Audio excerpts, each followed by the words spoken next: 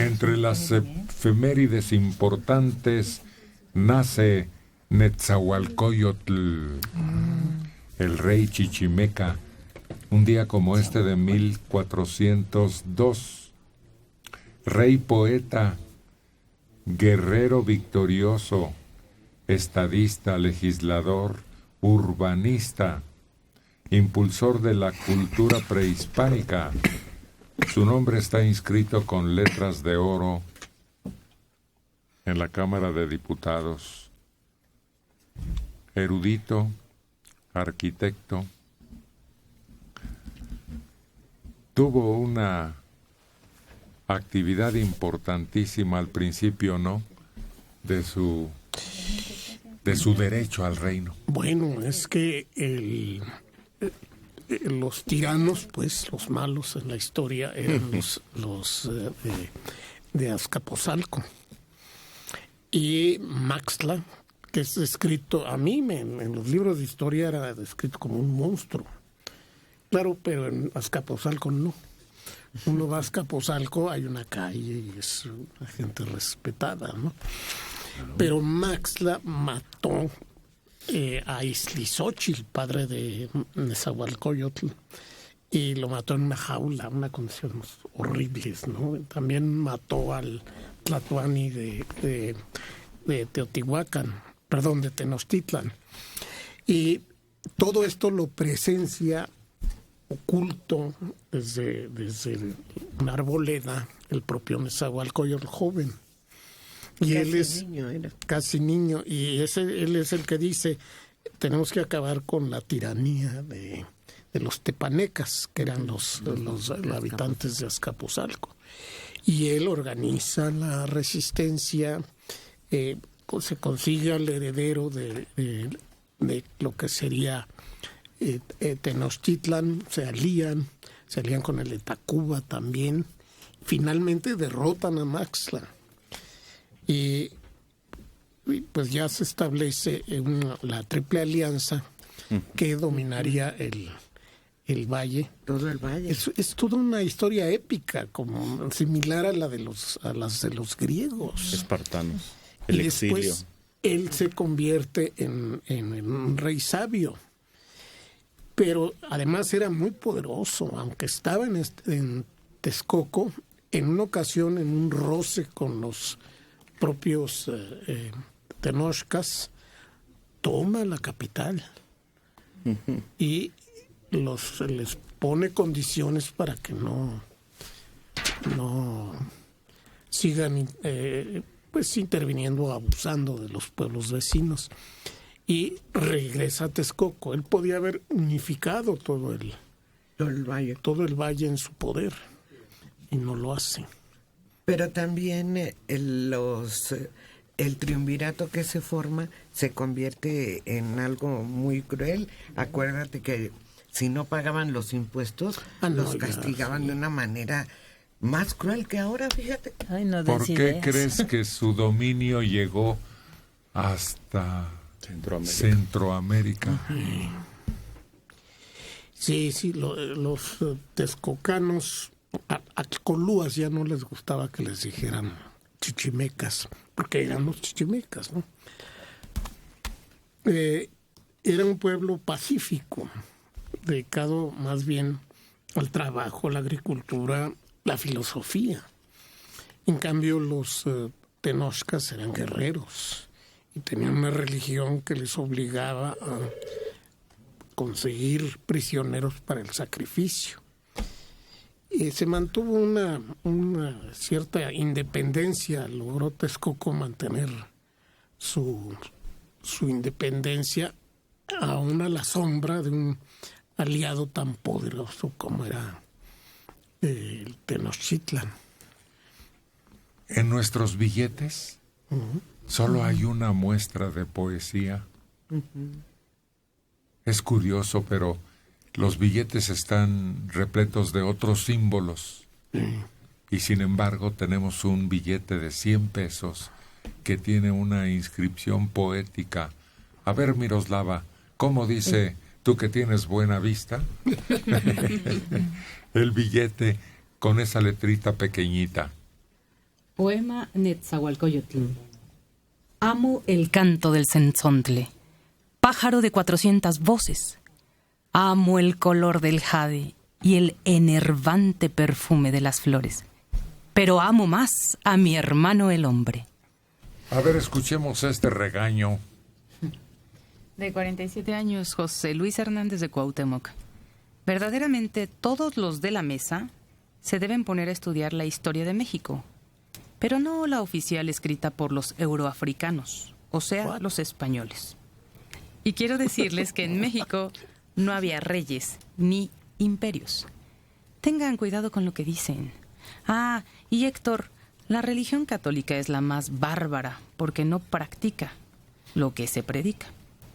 En México, Bernal Díaz del Castillo describió nuestra ciudad como grande, limpia, que ni en Constantinopla lo había. Pues claro, en Europa se vivía como en muladares. Y no estoy enojado, ¿eh? Hay que leer, instrúyanse. Bueno, que me perdone, pero Nezahualcóyotl era rey. Rey de Texcoco. Punto. Que náhuatl usara otro término, pues es lógico, no conocían el español. Pero Nezahualcóyotl era el rey. Y Maxtla era el rey del reino de Azcapotzalco. Era el rey de los tepanecas, que tenían otro nombre. Claro que tenían otro nombre. De acuerdo a su lenguaje. Así es, pero no era elegido por el pueblo, porque entonces hubiera sido el presidente. No, heredó el puesto Maxtla de su padre, Tezozomoc. Y eso en todos lados, en toda la historia, es una monarquía. Nezahualcóyotl hereda el reino de su padre, Ixtlilxóchitl. Eran reyes. Lo mismo ocurría en Tenochtitlan. Ahí, curiosamente, nunca se dio la sucesión padre a hijo. La lucha política era muy fuerte como para que fuera hereditaria, pero simplemente subía un pariente cercano o el más fuerte de los posibles herederos. Pero de que eran reyes, y sobre todo si gobernaban sobre reinos independientes, eran emperadores. Oye, un emperador, nomás gobierna sobre reinos distintos. Entonces, estudie historia, por favor. No, pero él sí la estudia, nada más que no nos menciona a sus autores electos, a sus autores verídicos. Nada más nos dice que los lean, pero no nos dice cuáles son esos autores. ¿Sí? A ver qué prestigio tienen, qué reconocimiento, dónde estudiaron. Radio Centro Venecia. Claro. Yo lo poco que sé de esto es que José Alfredo decía, pero sigo siendo el rey. ¿Les guste o no? Aquí en México hay un reyesuelo famosísimo, el rey de la basura. Escribieron Espérame. de su vida. ¿Cómo se llamaba aquella periodista que narró? Bambi. Ese era su nombre de batalla. Lo describe y el hombre aceptaba que pretendía tener 100 hijos. Creo que ya llevaba 50 o por ahí. Sí, casi. Había otro rey en Acapulco, el rey Lopitos. Famosísimo. Era un líder de colonos que tenía una fuerza y un poder, y que un día se atrevió a bofetear a un gobernador.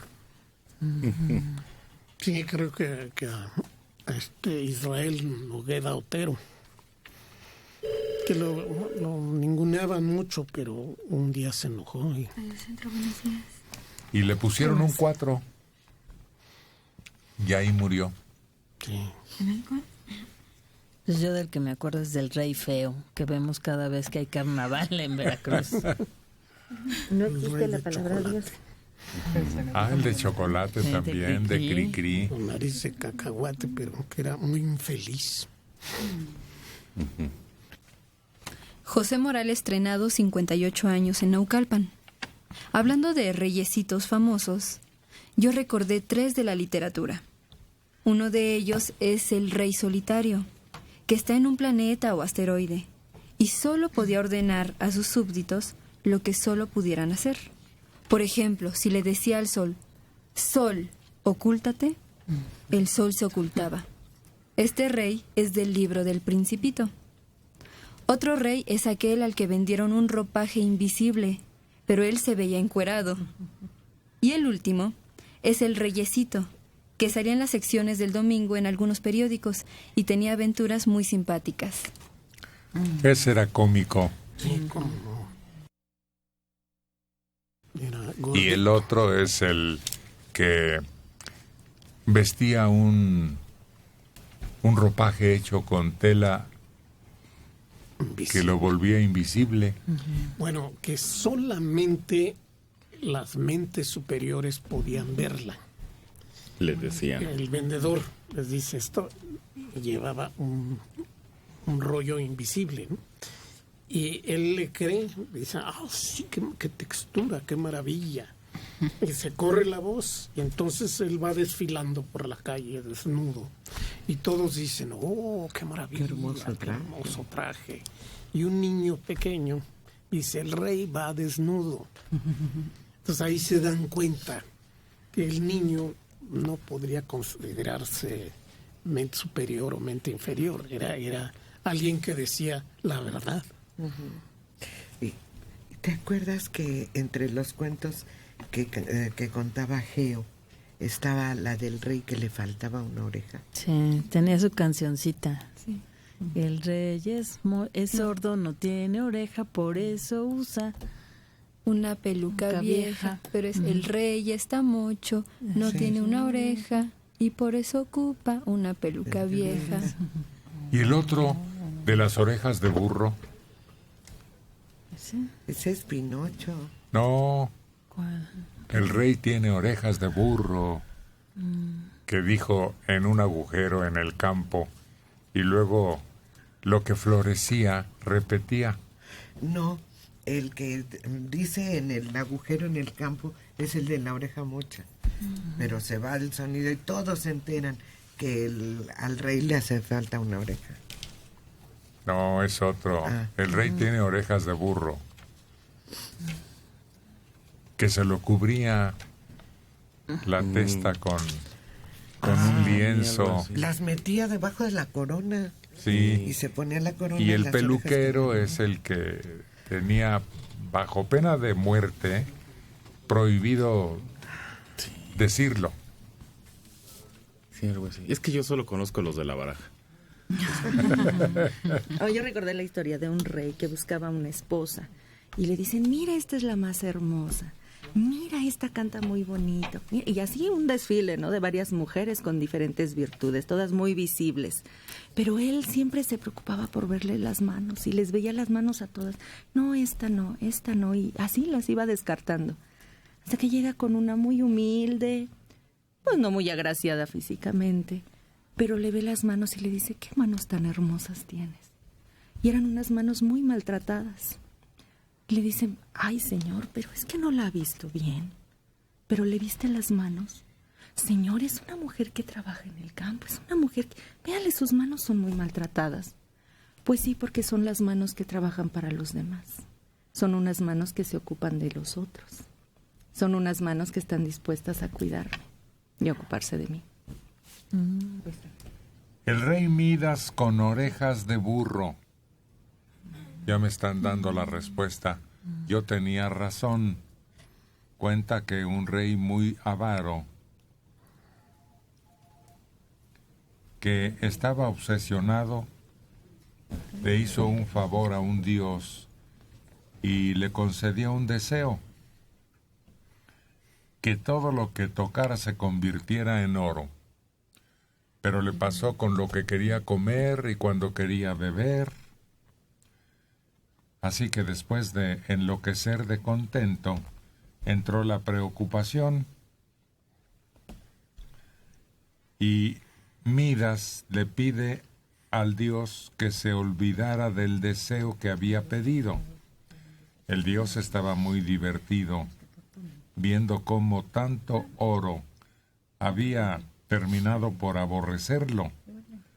Así que retiró su deseo y las cosas dejaron de convertirse en oro, pero como la avaricia requería de un castigo, le salieron orejas de burro. Su peluquero no estaba muy seguro de poder guardar el secreto, así que cavó un hoyo muy hondo y susurró en el hoyo el secreto. Así fue como después las plantas que salían de el piso repetían: el rey tiene orejas de burro. Creo que se construye una flauta, ¿no? Después con una de las plantas que crecen, algo así. Y es donde salía la cancioncilla o el secreto del rey con sus orejotas de burro. Sí, yo lo hice muy breve porque parece que tiene más derivaciones. Sí. Complicado. Y desde entonces se le llama Rey Midas al hombre que enriquece a tal grado que puede comprarse todo el oro que quiera. Sí. Ahora le decimos Slim. Porque además él compra empresas en quiebra y en muy poco tiempo las hace que tengan buenos dividendos. Y las vende y vuelven a quebrar. Y hay otro rey, el rey Lear, que es el que tenía varias hijas y al final se ve traicionado por las que le decían, lo llenaban de alabanzas y todo, y la única que le dice que lo que le daría sería su amor, su cariño, es a la que manda así como que a desterrar. Y termina el rey Lear sus últimos días como si fuera un mendigo, a harapos por las calles. El mar Egeo debe su nombre a un rey que se suicida en ese mar, por cierto. El relato es medio largo. Sí, no reconozco los detalles, pero sí había muchos reyes. Estaba, por ejemplo, un rey de Inglaterra que lleva su trono a la orilla del mar y le ordena a la marea no subir. Entonces llegan las olas y barren con el trono, ¿no? No recuerdo el nombre, pero es también célebre, Reyes Insensatos.